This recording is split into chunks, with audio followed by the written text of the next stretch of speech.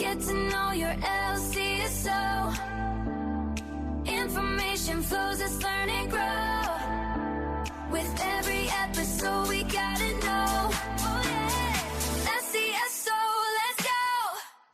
Well, welcome back to another podcast episode of Getting to Know Your LCSO. I'm Sheriff Mike Chapman, and I'm here with Lieutenant Colonel Chris Sawyer. Chris has been with us for how many years now? Almost 21. 21 years. Okay, so what we're going to talk about is not only what you do here, but we want to get to know you a little bit as well. Okay, I think it's been interesting. We've had our other two lieutenant colonels in here, and we try to explain, in those interviews exactly how things are run here, where we've got a separation of duties here in the different divisions that we have and different bureaus that we have.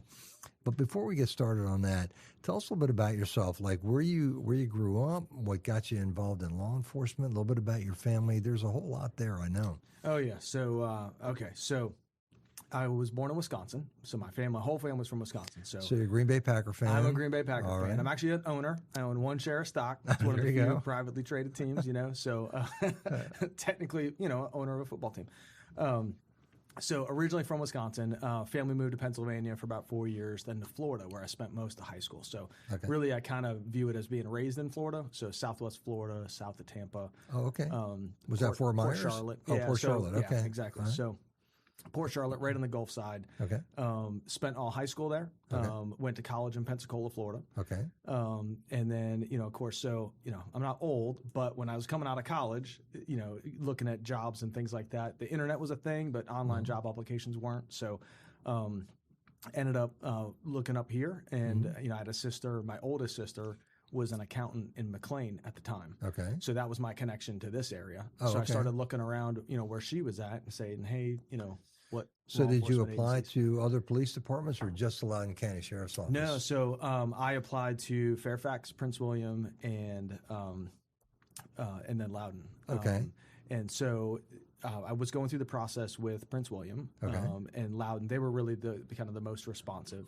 But really it became clear coming from Florida was really difficult traveling up and, I basically, it was my senior year of college, so I'm missing classes and all that stuff, paying for travel. So Loudoun was the easiest one to work with from a distance. Okay. So our background investigator said, hey, if you can come up a couple of times, we'll batch these few things together. Oh, okay.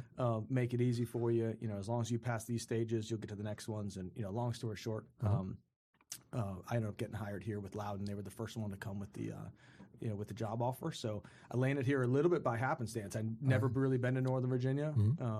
Just had some family up here. Okay. Okay. So now you've been here so tell us some of the assignments that you had along the way. Sure. So started here on patrol. So I came up the patrol chain of command. Okay. And I love patrol. It's just an amazing job. So I was on patrol for several years. Kind of moved. I started in the South Riding area back when it was nothing like what it was, or what it is today. Right. Then I moved up. What was the population back then when you started? I mean, I think we were like 325, maybe 325,000, somewhere on there, maybe 350. Somewhere in that ballpark. Right. But the South Riding area, a lot of those communities down there, didn't exist at the time. So, in fact, when I started on night shift, it was the first time they were putting 2 deputies in South Riding at night. So, so in any case, I started there, and then you basically had to work your way through seniority to get into the busier areas. So. So I worked my way into Ashburn, and then I worked my way to Sterling, and became a field training officer. So one of my supervisors was like, "Hey, I think you'd be a good FTO. I think you should consider putting in for that." So I did that, and I can tell you, I've been so blessed at the agency for training. So. Was able to go through a lot of things. I was a taser instructor, firearms instructor, defensive tactics instructor, sobriety testing instructor. So they sent me to all those schools to get these instructorships. So it was amazing. And then I was able to go to the police academy. So I went to Northern Virginia Criminal Justice Academy as a staff instructor. So, it's a regional police academy, but the instructors come from, different agencies. And so I had the opportunity to go there and teach. What did you teach at the academy? A lot of stuff. So I taught domestic violence, landlord-tenant disputes. I was a defensive tactics instructor. Okay. Oh, wow. Civil complaints, civil process. I taught some stuff in the courts and corrections Oh, side. wow. Okay. So there was, so I had basically like a professor in college would. He kind of had a course load of classes that you taught. Well, that's one thing that's interesting about this agency here. Unlike police departments, like if you had gone to Fairfax, you'd only been like in enforcement or detectives or whatever the case is. And in Loudoun County Sheriff's Office, of course, we have the courts, we have the jails, we have civil process. So there's a whole lot. And so we did have a chance to talk to Bob Mosier, former sheriff of Fauquier, and he kind of explained some of that. But it is a different world than it is in a police department, and it's something that I've come to learn over the years how different it actually is. But it's a great opportunity to have that kind of breadth of experience that you did have or that you do have here to be part of the Loudoun County Sheriff's Office. Yeah, and being able to see the justice process all the way through. Right. When you go to the jail, like you know those folks. Right. Kind of one big family. Right. The people who are working in the jail wear the same uniform and the same patches. That's right. And everything that you do, and what you do impacts them, what they do impacts you, and it's a great synergy. So while I was there at the Northern Virginia Academy, I got promoted to sergeant. Okay. And so I couldn't stay there as a sergeant, so I came out to patrol, and I went back to night shift patrol as a supervisor. And I did that for about 2.5 years, and that was great. I had a bunch of great people, great opportunity. And then I put in for second lieutenant, took that process and was promoted to second lieutenant on patrol as well. Yeah, so you've come up rather quickly. I know this because I know how the process works, and I have a lot to do with the promotions around here. But we've had the good fortune here in Loudoun County, and I know you're part of the promotional process, a very integral part with what we do now when we bring people on. One of the things that I don't know that anybody else does what we do. Not only do we do assessment centers and get the basic battery of skill set that somebody might have, and a review of their background, their resume, their history with the agency, but we also like to know any kind of special skills they might have and all that. And it's an interesting process because what it does is it really gives us the ability to really have an excellent team, to know everybody's skill set here, and you were the one, and I've got to say, what I've noticed along the way, and I try to put the best people in the right spots, and you came up rather quickly, but it was because you've actually earned it. You've actually shown your ability in so many ways along the way, so it's been a pretty interesting, because when I look at the ages of, well, like myself, when I look at the ages of our other people that are holding senior positions, you're a young man to be holding such a high position here. Yeah, the older I get, the younger everybody else is. But again, I've been extremely blessed from a training perspective, what the agency's been able to do. I've also had really good mentors along the way. Right. In fact, I was talking to Lieutenant Colonel Mosier, earlier, and throughout my career, I've been blessed to have people who are essentially the generation ahead of me, giving me guidance and kind of helping, pouring into me. Right. I'm also a bit of a nerd, so I've done a lot of education. So I got 2 master's degrees along the way, and so I just the continual improvement is kind of my goal. Well, I know you have a real breadth of computer skills, and that certainly helps us here because my generation, that really was not something that we did. When I look back at how difficult it is for people that are in my generation to actually learn and adapt and really develop a great skill set when it comes to all the computer skills and stuff. But you really have a real good background in that. So it's really, it brings a lot to the table here. Yeah, like I said, it's been an incredible career. So I was second lieutenant on patrol for about 2.5 years, right? And then I went to training. Okay. And so I came up here into the Administrative and Technical Services division where Bob oversees, and I was the second lieutenant in training there for a while, where I did accreditation, training, policy, all that kind of stuff. That was interesting. Having spent most of my career in patrol. Well, it's good because you get the balance of the administrative side of the house in addition to the enforcement side of the house, which is very, very important. So that was my exposure to policy development, budget, all that stuff, overseeing the firearms training and everything else, and purchase of a lot of training equipment and all that. And then I ended up getting promoted to first lieutenant, Right. and I went back to field under Major Hines at the time. Right. And was there for a bit, and then got promoted to captain in investigations. So I went to criminal investigations as a captain. Right. And then ended up getting promoted to major back at Administrative and Technical Services Division. And I got promoted to major. I think it was January 2020. Okay. So I come into admin tech, and then COVID hits. Right. And of course, when COVID hits, everybody's looking to human resources and Sure. that side of the agency. And I'm a Sure. brand new major over a division, going like, I don't know what we're supposed to do. Yeah. So everybody put everybody in a tailspin. There. exactly. Yeah. So got to work through that, but Right. that was a phenomenal place as well, because you learn the human resources side, Right. all the budgeting and procurement side, records, evidence, and you get to work with a phenomenal team of people. From there, I was just laterally transferred to major of investigations. Okay. And was there for a bit, and then promoted to lieutenant colonel. Yeah, so we're going to get into what you do now as lieutenant colonel and what you oversee there, the different divisions and everything that you oversee there. But before we do that, I want to go into your family a little bit here. I know you got a few kids, and I know your kids play baseball, and you have a passion for riding your motorcycle. So tell us a bit about your family. Oh yeah, so I got an incredible family. So my wife Hannah, we've been married for June is 20 years. So we're about to hit the 20-year mark. Wow. Congratulations! It's pretty awesome. And then I got some amazing kids. So 2 boys and a girl. Levi is 14. Okay. Colt is 12. And then I have a little girl, Carissa. She's 3. So Okay. we hit the reset button in a really big way just a few years ago. But I can't imagine life without her. She's just a ball of energy and joy and all that stuff. So, so we're in the middle of sports. So Levi does flag football in the Ashburn League. We live in Ashburn. Right. So Levi does flag football there. Colt does Little League. Right. And then Carissa's doing a dance class and that kind of stuff. But they keep us running. So it's springtime now. So we're running through So you have opening day for baseball tomorrow. As a matter of fact, yeah, exactly. So we're right in the middle of games and practice and everything. But it's amazing. We run around a little bit like crazy, but there's nothing like waking up on a Saturday morning or something and going to a baseball field and watching Little League baseball. There's nothing like it. It's pretty awesome. No, it's a lot of fun. So tell us about your motorcycle here. Tell us about the motorcycle that you bought and the fancy handlebars that you just put on. Yeah. So, so I'm a Harley guy like Lieutenant Colonel Lee. I don't ride motor for the sheriff's office, but I've got my own. I got a 2023 Fat Boy. And I've just been tinkering with it, putting different stuff on it. So, I put these, I guess you call them like ape hangers, but, about 11-inch rise,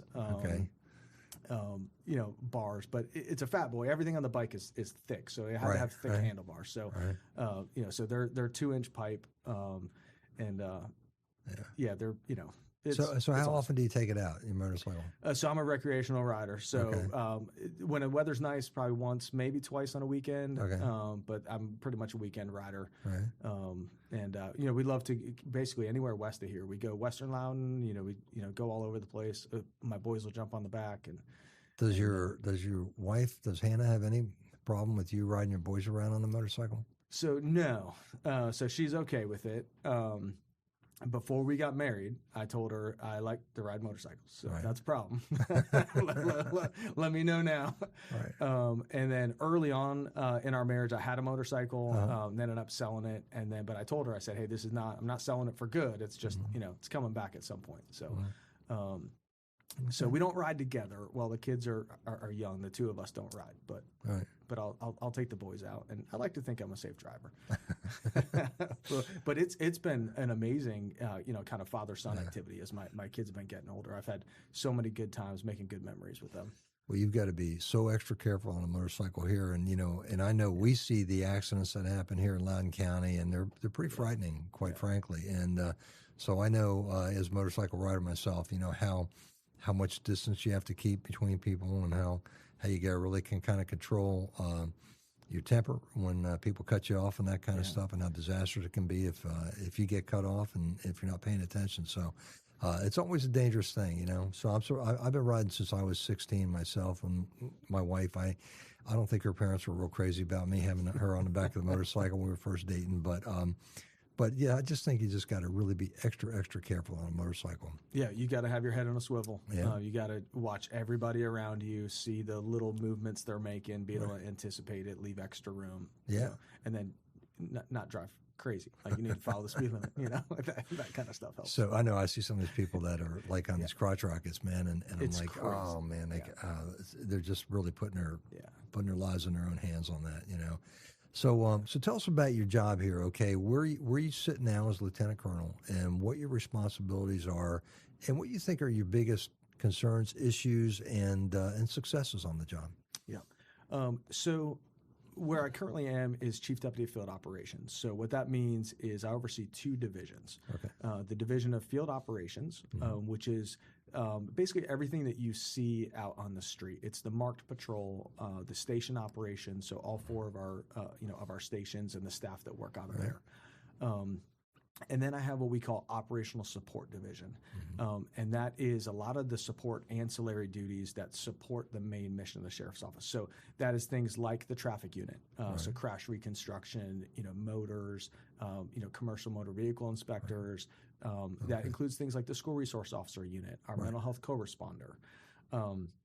We have all of our specialty teams. So it's got our special operations section, so our tactical team, our K-9 teams, and then all of our collateral teams, everything from honor guard, to our civil disturbance unit, and those types of things. So there's a lot under those umbrellas, but most of it is the visible side of the law enforcement branch of the Sheriff's Office, what the community would see on the street. As far as successes goes, we have a tremendous team of people. We really do. The men and women that work the street and all these different specialties are amazing. Every time we get to see all the situations where people are put in a really tough spot and they act heroically and stuff. We get to see that all the time.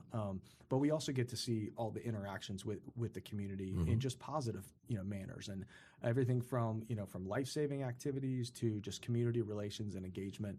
We really have a phenomenal staff that really make it work, and we see that also through the crime stats. So I'm a big data guy. So as we look over the issues that are occurring within the community, trends as they arise. We look and say, okay, how fast can we identify trends, and then how quickly can we apply some sort of action? And that could take multiple forms. We talk about the 3 E's. We call it enforcement, education, and engineering. So those 3 things, you can solve problems through different ways. It's not always enforcement. Sometimes we can do it through community education, or sometimes it's through engineering. If you get that stoplight, where the yellow light is longer, or things like that, where you can actually change the structure of an intersection, or a speed limit somewhere, or you can put better lighting in an area that's having crime. There's some things from an engineering standpoint. So that's what we like to do is figure out how quickly can we identify any trend that's upcoming, starting to surface, and then how fast can we then develop a plan to respond to it? And we've had a ton of success. Crime's been dropping around the county, which is kudos to the community as well. It's not just us. We've got a great relationship with the community as far as reporting crimes, helping us when we ask for tips and things like that. The community does a great job coming in and saying, hey, yeah, I did see something, or that type of stuff. So we've had a lot of success with that. Well, when you talk about data-driven successes that we've had, and you start looking at what Peregrine, drones as first responders, we are, I think we're like really ahead of certainly most sheriff's offices, I would think, and we're leader here, but even police departments, I think we've gone pretty far, pretty fast here. So, and if you can talk a little bit about the data-driven information that we get, like from Peregrine and the things that we do, Yeah, so we really try to leverage all the information that is coming in. So what our calls for service, what the community is telling us about, everything from nuisances, it could be things that are e-bike related or loud noise related, things like that, over to the crime. When is it happening? And then, basically using data analytics to look at all the relevant factors. What day of the week is it happening? What time of day? Is this just isolated to this one neighborhood or this one area, or is it a widespread thing? So our staff, our patrol resources is probably one of our most valuable resources not only because we value our staff, but also because they're the most expensive to try to put out. So if we need to put more people on the street, we're paying overtime. It's very expensive. So when we can use data to help inform, where do we need to be? When do we need to be there? What are the trends, the specific things that we're looking at? We have organized retail crime, for example. Right. What businesses are they targeting? Is it all businesses? Like, is it, or is it something like a certain store where this one chain is getting hit? Because I don't need to apply resources to a bunch of different stores just on the hopes of, if we realize that, hey, this group is really just targeting these 3 stores, let's go work with them. And so really trying to leverage the information that we're getting in a meaningful way. Right. And I was kind of laugh and say, hey, like, I like pretty charts and graphs, but pretty charts and graphs, if they don't come to some sort of action, like what do I do with this? That's all they are, is pretty charts and graphs. It's not meaningful. So how do we take all the information we have and distill it into something that we can give it to our patrol deputies, we can give it to our patrol supervisors and say, hey, this is what we're asking you to do. We're asking you to be in this certain area looking for this certain thing, to help us address it. And that's everything from nuisance violations down to the larger crime types.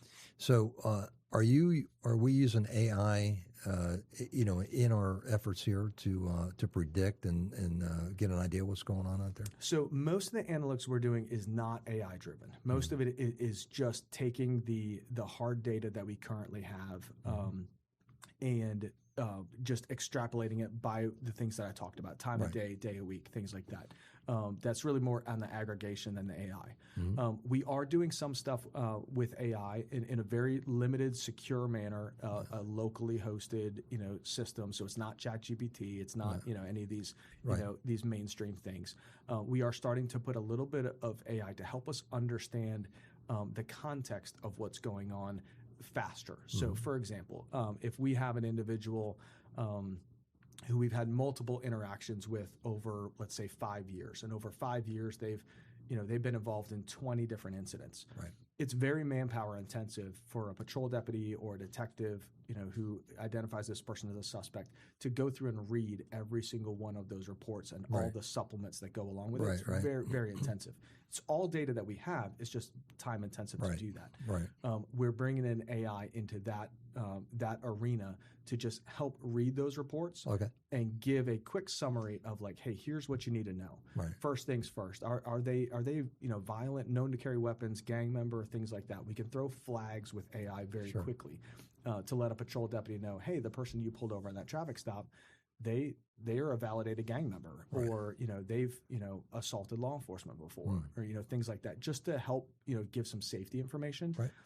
But then we're using AI to help them be able to then distill what our history is with this person in a much more consumable manner. But I'm very big on responsible use of AI. Right. We're only leveraging this information based on our records, and then we actually put out an AI policy internally that nothing AI generated, even in our systems, can be used in enforcement for like to develop probable cause. Sure. Right. Sure. They have to then go. So if they're going to use an AI summary, the AI summary will tell you, hey, this information was in this case report number.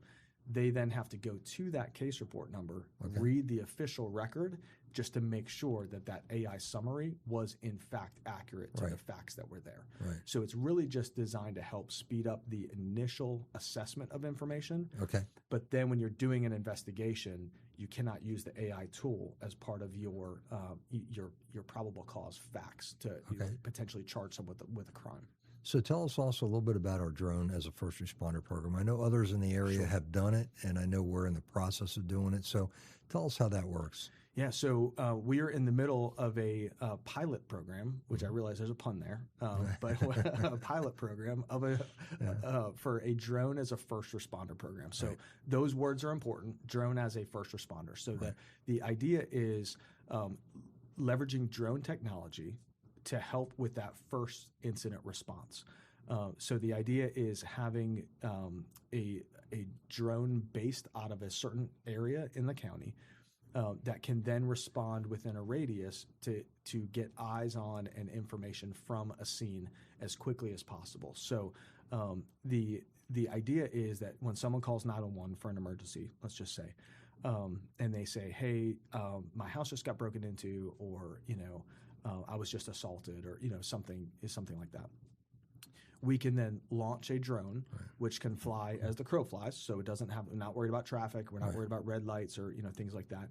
Can basically go through the air, directly and get over site or over the scene, and then be able to relay real-time information to the deputies that are responding. Right.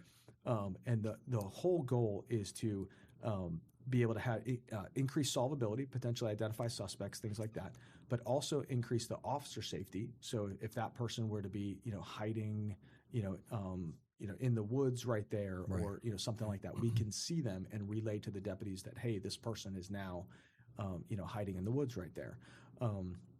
Or it can also improve the safety for the people that are on the scene, the person who's calling, because let's just say they drop the phone, and they're actively fighting or something like that, and they can't say it over the phone to the 911 dispatcher, and our deputies don't know exactly what's going on. The drone can say, hey, they're actively fighting, so our patrol deputies know, hey, we need to expedite our response. We need to get there faster because this person's still in danger. So really to make the response of a higher quality, help protect the citizens better, and also help keep our deputies safe.